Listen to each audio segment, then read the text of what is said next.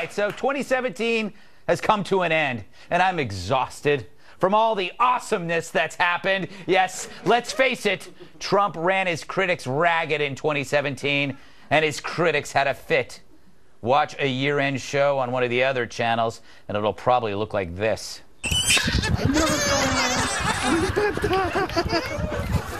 Yeah, you know what I mean.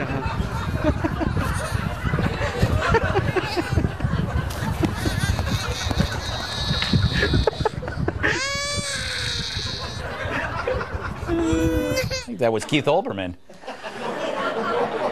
Just grab a pacifier, you bunch of babies. Sure, Trump kept us on our toes, but if critics looked through the tongs of the pitchforks they were holding, they'd see a lot of good stuff happened.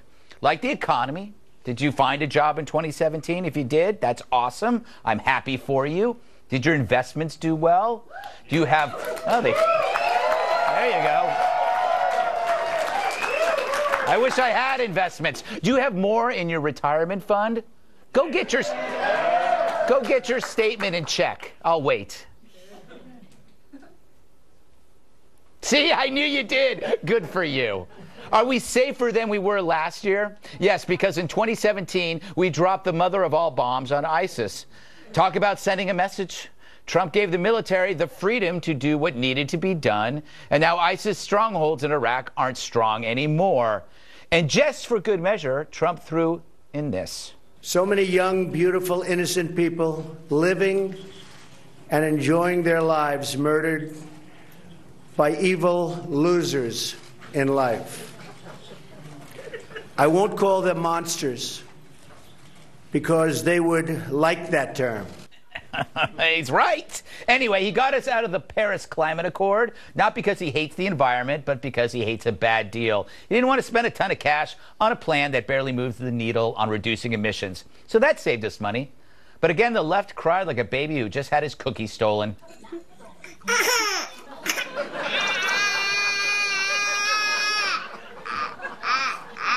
I root for the dog every time. And then, of course, there were the tweets. Like asking those basketball players for a thank you after springing them out of a Chinese jail, or calling Kim Jong-un Little Rocket Man. He didn't call him short and fat. He would never do that, of course. Or calling out Hillary Clinton for not letting go of the election. Remember how she blamed everyone? Remember how she blamed everyone for her loss? So Trump told her to get on with her life. That's good advice. Dr. Phil tells people that all the time. And he's bald, so he's got to be right. Of course, there was Kofefi. That's the tweet that Trump chose to delete. Of all the tweets, Kofefi. It's the safest one he's ever done. But 2017 wasn't just about Trump. It was about Harvey. No, not that Harvey. I'm talking about this Harvey. The Harvey that reminded us that Americans, despite our differences, will help each other out when we need it most. The Harvey that showed humanity and bravery. There you go. And generosity. And also what monster trucks are for.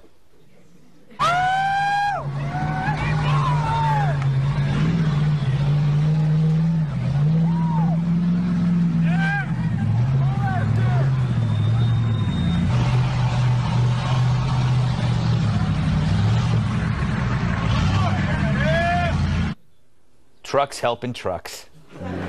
That's the Harvey I'll remember from 2017. Not that other.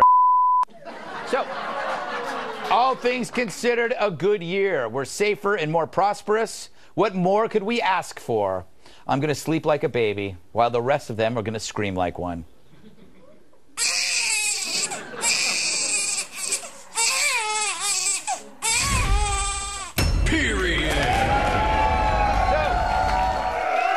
Welcome tonight's guest, shall we? He's so sharp when he talks, he gives your brain splinters. Creator and host of the Rubin Report, Dave Rubin. He's the tallest and smartest DeVito, which isn't saying much. His latest comedy album is called First Date. Writer and comedian Joe DeVito. She's slim and grim. National Review reporter Kat Tim.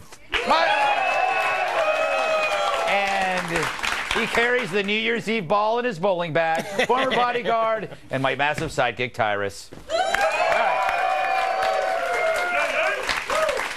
So, Dave, what grade would you give President Trump for his first year in office, and why would you pick that grade? Well, first off, Greg, I think we should give props to CNN for licensing you guys footage of their hosts at the top of the show. True. That was very nice. I mean, you'd think with the competition they wouldn't do that. Yes. What grade? I mean, I'd say around a B-ish, somewhere in there. I mean, to me, it's the people that have gone crazy is the part that I'm enjoying this. Like, I always had this belief that most people were crazy. Yes. Now I know it to be true. Yes. Everyone has pretty much lost their mind, and I enjoy tracking it. Yeah, and I mean, we've talked about this before. It's people driven by their own confirmation bias. They can't get out of it. Like, they think, if you think that this guy is awful and evil, there's no way you're going to get out of it until you have to force yourself out. Yeah. I mean, look, this guy is so rich. Do you think anyone with that amount of money would want to do this job? Yeah, he must really want to do it. Have to be around these kids at the parties and go and put his hand on the orb in Saudi Arabia and all this other stupid stuff. He could be doing whatever he wants for the rest of his life. He'd rather put his hand on other things. Anyway, apparently. I don't even know what that means. On the head of an orphan as he feeds him rice. That's what I meant, that America. Was slick. Thank you. Thank you. Very good. Joe, good to see you and your strangely colored beard.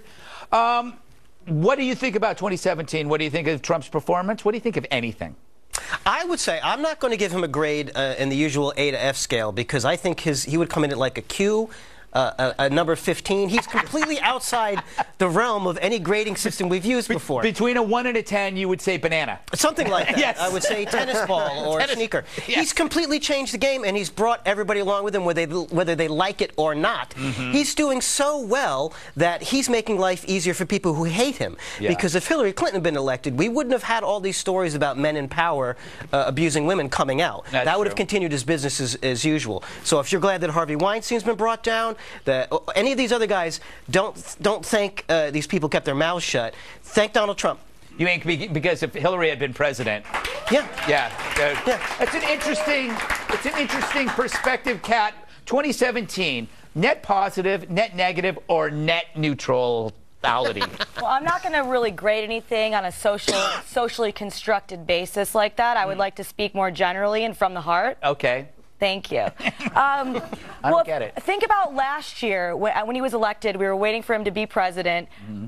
Everyone was saying he was Hitler. We were all going to die. We were all supposed to be in bunkers eating cold cream corn out of cans right now. That's what I do. And now we're only doing that when and if we do want to, which is fine. Yes. They set the bar at making it seem like it would be such a disaster, and I'm looking around at my life and I'm like, it's fine. Yeah. It's actually just fine. Yeah, it is. It's weird, isn't it, Tyrus, that if you step away from all the emotion, it's kind of normal, I guess, but it's really not normal because there's so much emotion. I think it's a letdown for them that it's not. I mean, they predict all this chaos and all these things are going to happen. And yeah, I was excited. Yeah, and it doesn't happen because it's not how it works. He just has a different agenda than you. You didn't win the election. That's it. Yeah. I'm more worried about the guy cutting me off in traffic or the lady who takes too long at the checkout stand. Those are the people that affect my life on a everyday. Not what Donald Trump is doing. But Isn't as far it funny? as a grade, I gave him a C+. We got to work on that citizenship, though. Probably, he might have a U in the citizenship. Yeah. Not getting along with his peers in the classroom. Talking without raising his hand. Maybe that was like a showing some insults at recess. We got to work on that. What was the report card? What was that called in the report card? Do you remember? Incomplete. Citizenship. You either got a satisfactory or, in case of young Tyrus, unsatisfactory. I always had problems. Mine was called. I think mine was called conduct. Conduct. Yes. Conduct. Yeah, and mine was always incomplete because I always killed the teacher. I would shift from school to school, if you called them schools. Dave, you were about to say something? Well, isn't it funny that they can't stop themselves? Every time something happens, they tell you the world is going to end the next day, right? Paris Accord, world's going to end the next day. Net neutrality, world's going to end the next day. Tax play, world's going to end the next day. Eventually, the boy who cried wolf, how did it work out for him? There was an entire segment about how Diet Coke could be affecting his brain. Yes. He doesn't even drink alcohol. I drink so much alcohol, and my brain's not affected at all. Yes. Yes. We have one of the few audiences that applaud alcohol abuse. Speaking of abuse, the Paris Accord, ever since the United States left, everyone else is not doing their stuff. Like India, and China are like, yeah, we'll get to it whenever we feel like, but they're still building more coal mines, and they're going with a cheaper electric. They're not doing the stuff that they said they were going to do. Yeah. Everyone's kind of like, because the rule is do it when you feel like it. Yeah. Okay. You know what that is? It's like when somebody's waiting for somebody to like leave a party because you don't want to be the first one to leave. So you got a really terrible party that's thrown by one of your friends, and you don't want to leave. So you wait for somebody else to leave. Trump just said, "I'm out of here," and made it very loud. This party sucks. Yeah. Then there's the mass exodus. Yeah. That's one of the things I like about him is that he's not a butt kisser like all the other politicians we've been used to. He doesn't need any of us. It's great. You could put him on a desert island, he'd behave exactly the same. Exactly. He would be bossing around crabs, telling coconuts they're losers. He doesn't need us. It's great. It's very liberating. It is weird because there was this period when we were like, obviously I was incredibly nervous about him, but I was like, you kept telling yourself, oh, when he's elected, he's going to change. He's going to be a different person. I was wrong to expect that. I was wrong, because you don't want somebody to change, because none of us would change. No. None of us would change. And neither did he. He was like, oh yeah, I'm going to be a different person. He's actually more Trump. Yeah, well, you can't tell the guy who did the thing that nobody said he could do, right? Yeah. You can't tell him to change after. Yeah. Except, though, the good news is a lot of the people that shouldn't have been there are now gone, right? The people that cashed in their favors got in and got out within the first couple of months. Or with Omarosa, it took 9 months. Boy, Omarosa. Yeah. If only he had some sort of catchphrase to let her know she was no longer employed. That's if only true. he had some pithy That's two-word true. thing. Like you're let go. Right. Something like that. You're let go. Hold on, Omarosa's done an amazing thing. She's brought the entire country together. Yeah, it was the first time in history that MSNBC, CNN, and Fox News all had the same story. We hate Omarosa. It was amazing. But it is interesting to see that I looked through some of the year-end articles and people were saying it's better than expected, and they hated. They were saying it through gritted teeth that it's better than expected. People that can't stand them. You still see the people that are like they're going like something really bad is going to happen because of all the Diet Coke. Yes. Yeah. But I mean, like all this could change with a nuclear attack in North Korea, or maybe he's secretly crazy, or the Russian thing's going to explode. They have all of these things ready to grab, but they're not. They're never there. Yeah, and it's also bringing down people who opposed him. Yeah. That these Russian investigations now they're saying Jill Stein is and if that's the case, Russia should get their rubles back. Yes. If they put the bet on Jill Stein having an impact. Jill Stein. The North Korea thing's never going to happen either. Yeah. Kim Jong-un's having way too much fun fighting with Donald Trump. Yes. He knows that no one else will be as good and fun to fight with. I've been in entire relationships like that. Yeah, it's true. It's so true. They love each other. They'll never in a stop. strange, perverse way. All right, what's in store for 2018? How the hell should I know? I'm not a psychic, America. I don't even know how I'm getting home tonight.